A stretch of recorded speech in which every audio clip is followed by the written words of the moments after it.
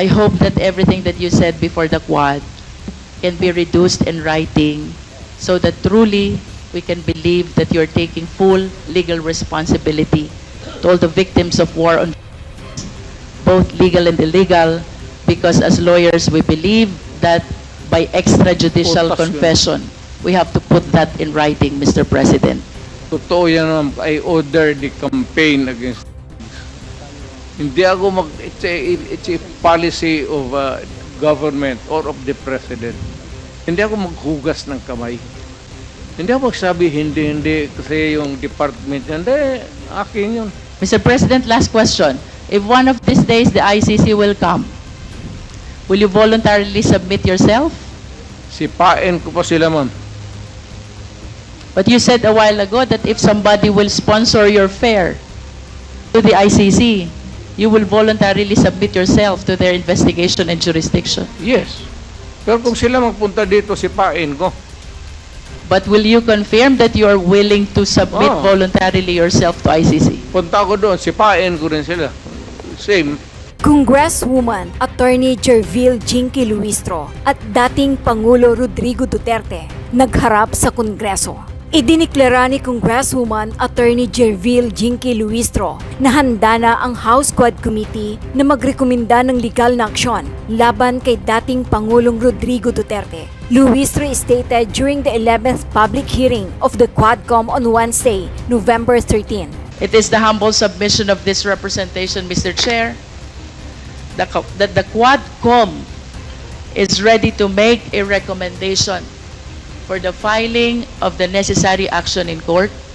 Idinagdag niya na maaaring kabilang dito ang mga charges sa ilalim ng Republic Act RA number 9851, the act defining and penalizing crimes against international humanitarian law or murder cases as outlined in the revised penal code.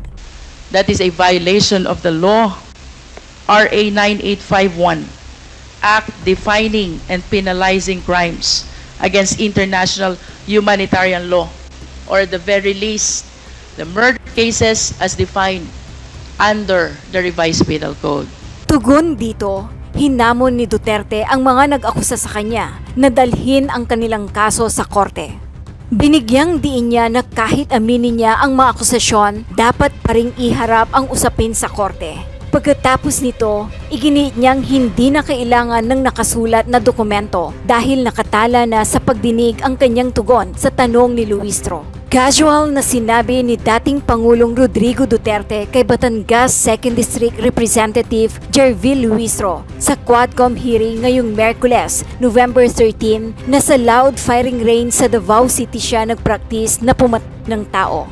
Ang nabanggit na firing range ay nasa loob ng Laod Quarry na ayon kay Luistro ay kinatagpuan ng mga buto ng tao sa mga panahong si dating Senador Laila de Lima pa ang chairperson ng Commission on Human Rights or CHR. Sa buong pagdinig, ilang beses inamin ni Duterte na umano siya ng tao. Ating panoorin ang buong video. Thank you, Mr. Chair. Mr. Chair, I wish to direct my question to the former President. Mr. President, good afternoon. Good afternoon, Mr. President. First of all, I wish to acknowledge your courage in taking full responsibility, full legal responsibility to all the victims of war on drugs, both legal and illegal, as you have mentioned, Mr. President. Hindi ko nakontrolado kasi, ma'am. And, Mr. President, I wish to manifest that it is my humble opinion that one will not take legal responsibility unless there is no willingness as well to admit being behind all the killing incidents that transpired during the war on drugs. It is therefore the humble submission of this representation, Mr. Chair, that with that statement coming from the former president, he acknowledges that all the killing incidents during the war on drugs spring from his order to kill drug personalities. That is a manifestation, Mr. Chair. Mr. Chair, I understand that the resource speaker, the former president, is a lawyer. Mr. President, may I request that you educate the Filipino people, and I am certain that you understand what conspiracy theory is all about. Please educate us, Mr. President.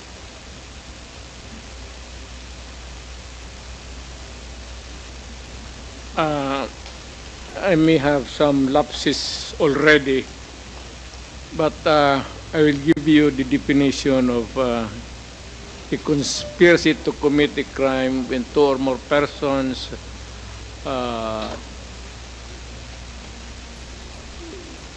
decide or discuss to commit a crime and actually do it. More or less ganon ang takbo ng ano. Thank you, Mr. President. And you will agree with me, Mr. President, that under the conspiracy theory, mayroon pong tatlong klase ng principal. One is principal by inducement. Two is principal by indispensable cooperation. And three, principal by direct participation. Being a long-time prosecutor, Mr. President, can you please enlighten us on this? Well, one is yung induce. It could be an inducement could be money, usually, or inducement by a woman to a man to kill her husband so that they can live forever happily ever after. Or a group of persons, sindikato, lahat, what is illegal, gambling, smuggling, these are they are the conspirators of crime. So you have explained, Mr. President, principal by inducement. It could be money, it could be an order by a person who have influence over another. Inducement, How about principal by direct participation, Mr. President? you actually agree with one another to commit a crime and you participate. Thank you. And how about principal by indispensable cooperation?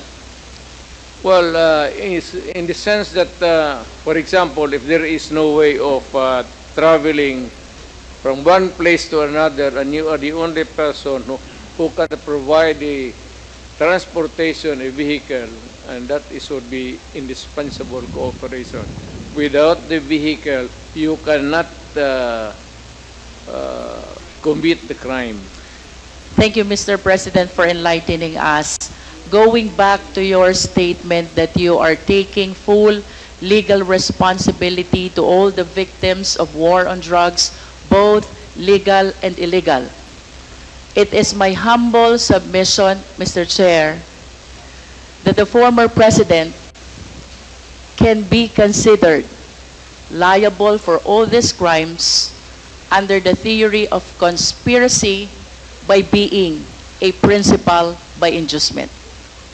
I wish to manifest, Mr. Chair, that without the order, without the reward, these police operatives should not have resulted to killing a huge number of victims of war on drugs. Beg to disagree with your premise, ma'am. I understand, Mr. President, but that is a manifestation. Yes, but Thank you, if Mr. police is President. supposed to do his duty, he goes to school for 2 years. He receives instructions to how to go about his duty, and we have to give the presumption of regularity. That's a principle of law. Thank you, Na Mr. President. Pag every time na may ginawa kaya in your favor is the principle of regularity Presumption in the of performance regularity of duty. of performance of official duty, Mr. President. Thank you for your enlightenment. Mr. President, I wish to ask, with all due respect, considering your statement of taking full legal responsibility, both to legal and illegal activities, can Well- I equate this statement of yours to an extrajudicial confession of guilt? Well, in a sense, yes. Wala na akong magawa eh. Are you saying yes, Mr. President? Yes, because I ordered the campaign against the drug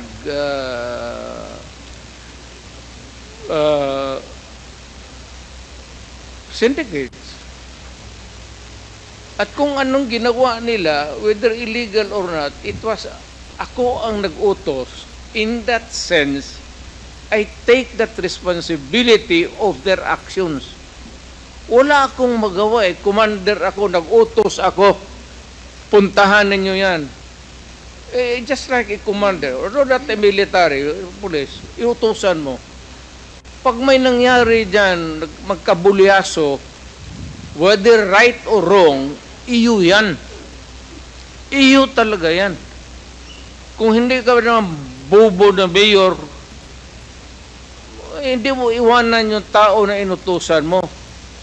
Unless yung pumunta doon, inutusan mo mag-operate ng illegal gambling or mga droga, tapos nag-rape, kung anong ginagawa na kabalastugan, ako na mismo ang papatay, hindi na kailangan na hintayin mo pa.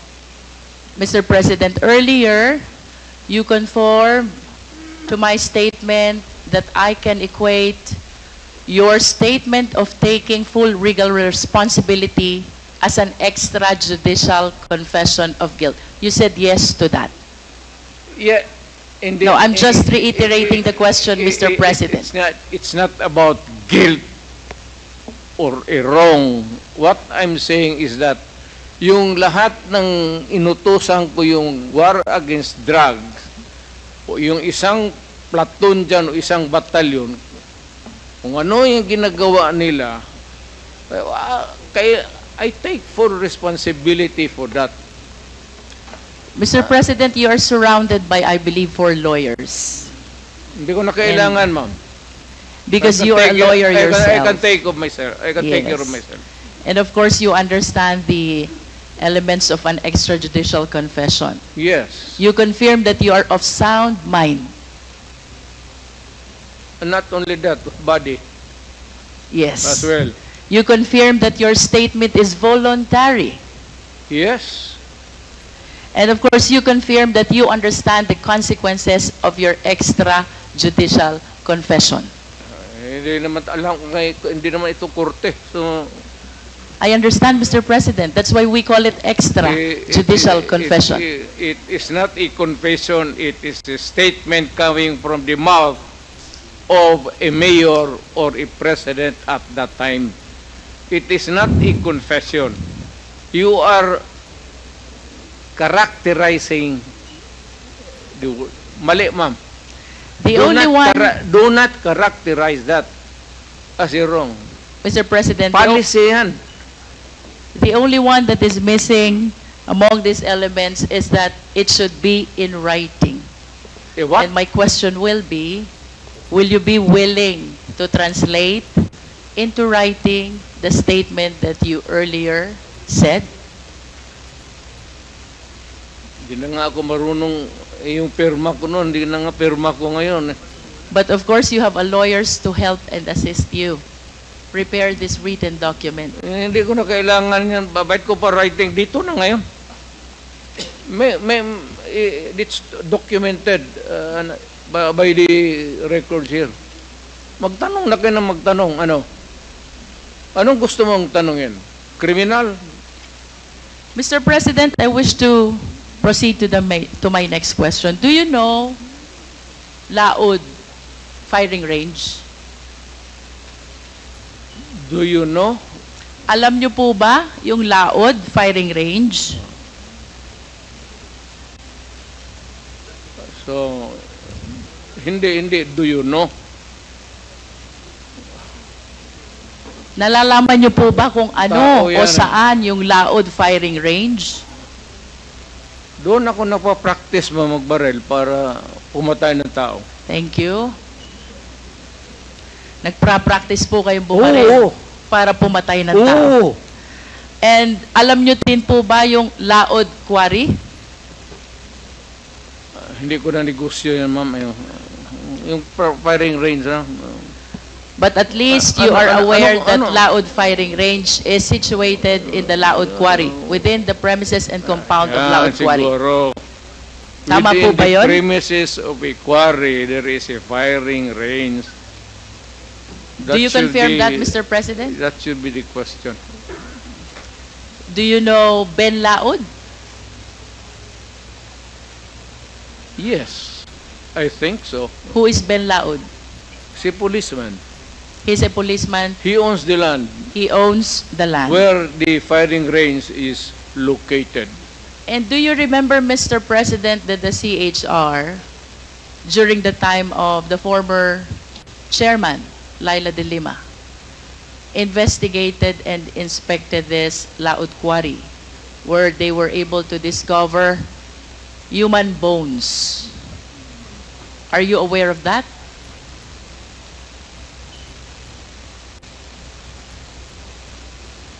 Sino ma? Who investigated? Panahon po ni Chairman Laila de Lima sa I do- Commission on Human Rights. Sorry, I do not know her. Nag-imbestiga po ang CHR Ay, tungkol siguro. sa extrajudicial killing Hmm. kung saan nakadiskubre po ang taga-CHR na mga buto ng katawan ng tao. Kayo po ba ay aware dito? I am aware of only one bone. Dala-dala ni... Sino yung sinabi mo? Binalot CHR niya. former chairwoman, Laila de Lima. It's there. Hindi... Isa lang po. And you are aware also that the former DOJ Secretary, Vitaliano Aguirre, represented Ben Laod in the investigation of the extrajudicial killing. What do I know about the investigation? Or If you about are aware, Aguirre? Mr. President. Yes, Aguirre is my... Are you associated? Of course, you are associated to Vitaliano Aguirre as a matter of fact, Is my... contemporary. Sa eskwelahan, no? And during your time, you appointed him even as the DOJ Secretary. Tama po ba? Yes. Because bright. During that time, Mr. President, you were the mayor. Tama po? Mayor of Davao City. No, I cannot appoint a secretary. Hindi ako, mayor lang ako po. So, it has to be Now, let me rephrase my question, Mr. somebody President. else's job, not mine. During the time when these extrajudicial killings happened, you were the mayor? Tama po ba yun? Well, not only during my time as mayor. Was there any point in time, Mr. President, na pinaimbestigahan niyo po itong mga buto ng tao na nakita sa Laod Quarry? Dala nga ni... sino yun? Hindi yun nag-imbestiga doon. The CHR, Mr. President. Oh, si CHR. Kayo po ba'y nagpa-imbestiga? Even during your time as mayor or during your time as president, pinaimbestigahan niyo po ba itong mga buto na nakita sa Laod Quarry? Bakit ako mag-imbestiga ng mga buto dyan na maraming buto ng tao na... So you did not initiate any Of investigation? course. Mr. President, I will proceed to the next question. On December 31, 2004, nag-conduct po ng raid ang PIDEA 11 headed by Superintendent Wilkins Villanueva, joined by some operatives of PIDEA Manila, National Headquarter. 6 po yung Chinese na napatay. But in addition to this Chinese, a certain SPO4, Val Carillo, apprehended Alan C. along with 10 other companions.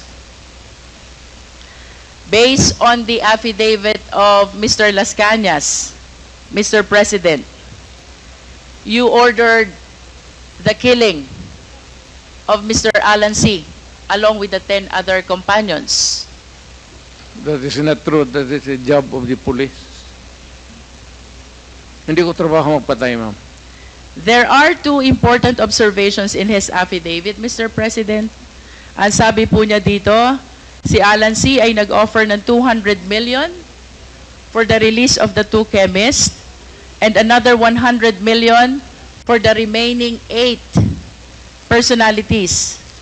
But when he tried to seek your permission, you refused, and you even said, madami kayong intel funds. Totoo yan. Kung bribery siguro yan. Hindi ko, never in my... Are you confirming, Mr. President, that during this time, Las Cañas and Sunny Buenaventura sought your permission whether to release Alan C. and the 10 others in exchange of the 200 million plus 100 million? Masyadong maraking pera yan, man. Totoo yan. You are denying it, Mr. President. Of course. But do you confirm that when you refused this offer, you even told Sunny Buenaventura and Arturo Las Cañas that you have ample intel funds, so you don't need those bribes, if you call it bribe? I do not remember making a statement like that. But money for operations against crime, malaki ang funding ng Davao City. Another important observation, Mr. President, these 11 personalities were asked as to the whereabouts of their passport. Alan C. said that his passport was taken by the operatives, while the 10 others, ang sabi po nila, hawak ng employer nila. And the employer was named as Michael Yang. What can you say about this? Nothing to do with it. Wala akong pakialam dyan. Hindi ako nakikialam ng mga passport. Mr. President, to conclude the question about this Dumoy raid, this is the raid of the PIDEA which happened in Davao Shabu Laboratory on December 31, 2004, where 6 Chinese personalities were killed during the raid, and the 11 others were brought to Laod Quarry, where they were summarily executed and buried upon your order, according to the testimony of Arturo Las Cañas. Do not believe Arturo Las Cañas. Let me proceed to Binubula ka the lang yan. next question, Mr. President. In 1993, Mr. President, binomba po itong St. Peter's Cathedral in Davao City where 7 died. Naalala niyo po ba ito? And according to Arturo Las Cañas, Mr. Chair, point of order. What was the I would like rule to that was find not- out excuse me, if Attorney Delgra is coaching the President, because she has been whispering in the ears of the former President. What to find out? Attorney Delgra, please refrain from coaching. The President is able to answer all these questions being asked He's of him. advising me And about my you're legal only rights. limited to advising Legal your client rights. with his rights. Nothing more, nothing less. He's I a hope lawyer. you follow the rule, Attorney Delgra. Please He does- proceed. He does not have to coach me. I know how to answer. Mr. Chair, 1993, binomba po ang St. Peter's Cathedral, Davao City, where 7 died. Nalala niyo po ba ito, Mr. President? Yung simbahan, ma'am. Opo, St. Peter's Cathedral in Davao Yes, ma'am. City. At sangayon po kay Arturo Las Cañas, kayo ay galit na galit sa pangyayaring ito. Sinong hindi magalit, ma'am? At dahil po sa inyong mahigpit na galit, ay inorderan nyo po itong sina Las Cañas na bombahin ang mga moske, kasama po ang Kamamara Mosque at Bancorehan Mosque. What can you say about this? Crazy, ma'am. Do you know that my mother is a Muslim? That's an idiot statement. In other words, you are denying. Of course. Mr. President, let me proceed to June Pala. Sino po si June Pala? Well, he was a broadcaster. He is a broadcaster who used to criticize you during his programs. Tama po ba? Everybody, pati ako, tama yan. Trabaho niya yan. And according to the testimony of Arturo Las Cañas, you ordered the killing of June Pala. Niwala kay Las Cañas. Lahat na nandang participation ng crime niya, kanya. There's a pattern, you know. Look at the pattern of the crimes. Kanya lahat ng ano. Do you believe that as a policeman? Would I? Would I? Kanina po, Mr. President, I started my interpellation with acknowledging your courage in taking full legal responsibility to all the victims of war on drugs, and you said both legal and illegal. The reasons why I asked about Laod Quarry, where human bones were found. The reason why I asked about the Dumoy raid, where 11 Chinese personalities were summarily brought and killed to Laod Quarry. The reason about why I asked about the mosque bombing and the killing of June Pala is I wanted to substantiate the courage that I saw on you when you initially expressed taking full legal responsibility to all the victims of war on drugs, both legal and illegal, according to you. You are substantiate? Yes, Mr. President. Where's the proof? Mr. President, I'm anchoring my questions about the separate incidents from your initial statement that you are taking full legal responsibility Yes. to all the victims of war on drugs. You said both legal and illegal. Yes. Mr. President, you are a long-time prosecutor, correct? And of course, it is very fundamental upon us, all lawyers, the Yeah. requirements of due process. We are zeroing in on a particular individual now. Due process is the law which hears before it condemns. Due process is the law which requires notice and hearing. If you say so. Mr. President, I hope that we will be reminded that by due process, the end does not justify the means. Kanina po, tinanong din po kayo ni Honorable Brosas about the number of the victims of war on drugs. Tinanong po kayo about statistics, and you lamented na hindi nyo po alam or dala yung records. Now, I want to share to the public the statistics of the victims of war on drugs. Well, we are... Mr. President, this is from PIDEA. I think this is a consolidated effort of Karapatan, Global Witness, National Union of Journalists of the Philippines, the Supreme Court, Rappler, and the Philippine Drug and Enforcement Agency. We have 6,252 individuals in police anti-drug operations as of May 2022. 27,000 to 30,000 individuals, including those killed vigilant style. 427 activists, human rights defenders, grassroots organizers as of December 2021.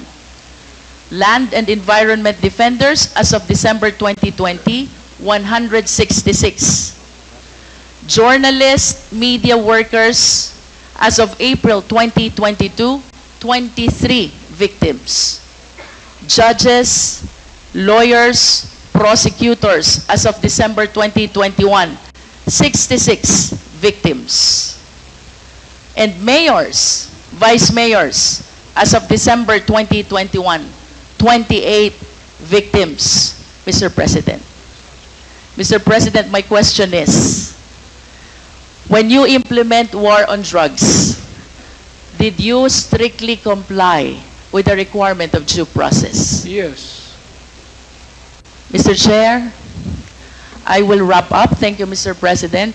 Mr. Chair, it is my humble submission that contrary to the answer of the former president, I humbly believe that the former president and his war on drugs never complied with the requirements of due process. The statistics show, Mr. President, the huge number of victims of war on drugs. If my memory serves me right, during the time of Aquino administration, there are like around 200, and during the present administration, there are around like 200 victims as well of war on drugs. Given these statistics, Mr. Chair, this is almost or around 31,000 victims of war on drugs. If indeed they follow the requirement of due process, wala po dapat ganito karaming patay. At ang dapat, maraming kaso na pending in court.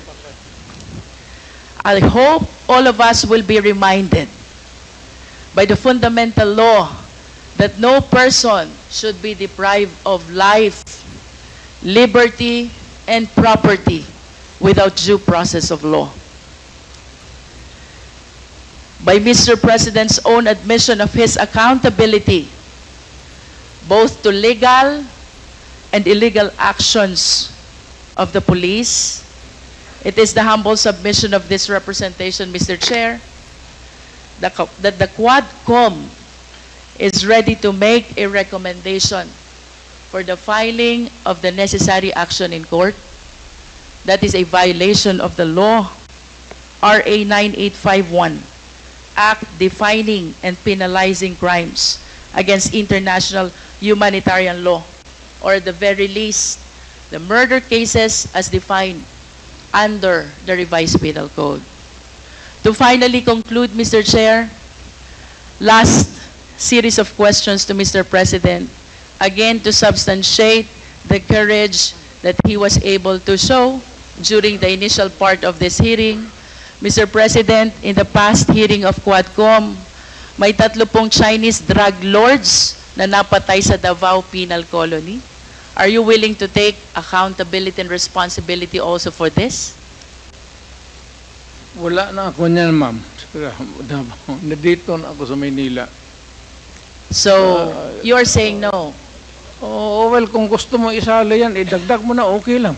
How about the death of General Barayuga, the PSCSO Secretary? Are you willing to take full legal responsibility for this? I do not kill generals. The death of Mayor Aldong Parohinog and the 15 others in Osamis City, are you taking full responsibility on this? Hindi ako nagpapatay ng mga mayor, ma'am.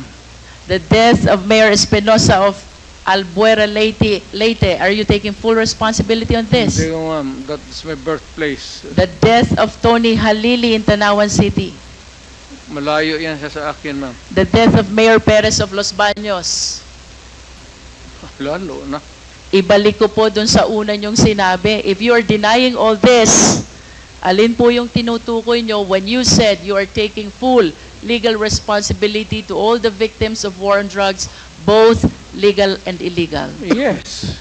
Kasi order ko kasi that was my campaign against drugs. Na yung, alam mo, maraming istasyon, maraming pulis. Kung nagkaletse-letse doon, hindi ka maghugas ng kamay. Dapat sabihin mo, akin dyan, kasi of course, nagkamali sila. Now, if there is an appropriate action na gusto ninyong ilabas, then file the case in court. Wala namang pigil. Matagal na yan yung sabi extrajudicial killing. I am challenging anybody or everybody who makes the accusation, whether it is really true or not. It may be true. File the case in court because may korte tayo. And even if I will admit na totoo yan, you have to go to court because I will make the admission there again. Are you saying, Mr. President, that when you go to court, you're willing to admit also your accountability for all the deaths during the war on drugs? Ay, of course, may abogado man ako, ma'am. Kung anong sabihin ng abogado ko, sunod ako. I hope that everything that you said before the Quad can be reduced in writing so that truly we can believe that you're taking full legal responsibility to all the victims of war on drugs, both legal and illegal, because as lawyers we believe that by extrajudicial confession, we have to put that in writing, Mr. President. Totoo yan, ma'am. I order the campaign against drugs. Hindi ako it's a policy of government or of the president. Hindi ako maghugas ng kamay. Hindi ako magsabi, hindi, kasi yung department yan, hindi, akin yun. Mr. President, last question. If one of these days the ICC will come, will you voluntarily submit yourself? Sipain ko pa sila, ma'am. But you said a while ago that if somebody will sponsor your fare to the ICC, you will voluntarily submit yourself to their investigation and jurisdiction. Yes. Pero kung sila magpunta dito, sipain ko. But will you confirm that you are willing to submit Oh. voluntarily yourself to ICC? Punta ko doon, sipain ko rin sila. Same. I have nothing further, Mr. Chair. Thank you, Mr. President. Thank you, Congresswoman Luistro. The next to interpolate. Yes, Mr. Attorney Chair, Bell. with all due respect, Mr. Chair, the Sunday bombing of Davao City is known to me personally because at that time I was the chairman of the Human Rights Committee of the Point of order, Mr. Chair. What is the point of order, Congressman Acop? We do not know the personality of Attorney Bello, and he has not been invited as a resource person, and therefore has no right to speak before this committee. I agree, Your Honor. Mr. Chair. I have no contradiction to the manifestation of the Honorable Chair, Congressman Acop. But I just want to inform this body of what the Easter bombing is all about. Because the Honorable Congressman Luistro mentioned about it. And she insinuated that as a result of the Sunday bombing, former President Duterte caused the bombing of Muslim mosques, which is not true because at that time, Your Honor, he was just a fiscal of Davao City. Okay, I salamat know po. that, Your Honor, because I was the one who investigated this incident upon the direction of the Integrated Bar of the Philippines. So, for the record, Congressman Luistro, Mayor Duterte or President Duterte was a fiscal at the time of the bombing of the San Pedro Cathedral. Okay, It thank is you. not true Thank you, that he Attorney was the Bello. mayor. Your manifestation is noted.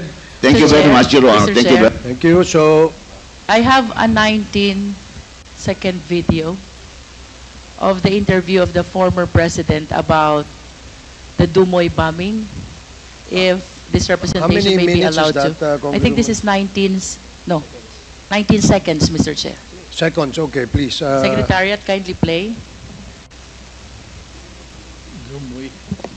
Before that, we'd like to acknowledge the presence of Vice President Sara Duterte.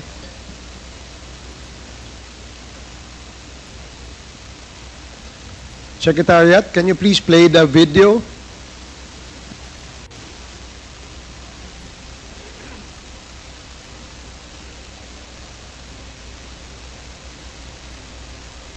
May I also remind our lawyer friends of the former president to please I did it because I had to do it for my country. Hindi nila na ginawa mo. Kaya yung sa Bumoy, umubos ko talaga.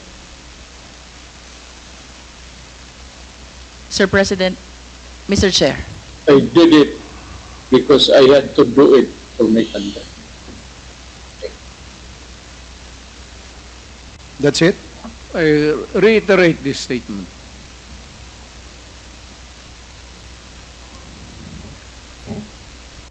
The former president said that he reiterates the statement he made in that video. With that, Mr. Chair, then I conclude this interpellation. Okay. Thank you, Congresswoman Luistro. So again, before we acknowledge the next interpellator, I'd like to remind our friends from the lawyer friends of our former president to please, it is not allowed under our rules that you can make manifestations. But we do appreciate the information that you shared, and we will take note of that information.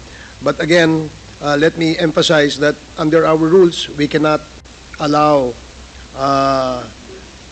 the lawyers of our guests or our resource person to speak and address the committee. So I hope that is clear. Mag-subscribe at i-click ang notification bell para sa mga susunod na video updates. Maraming salamat po.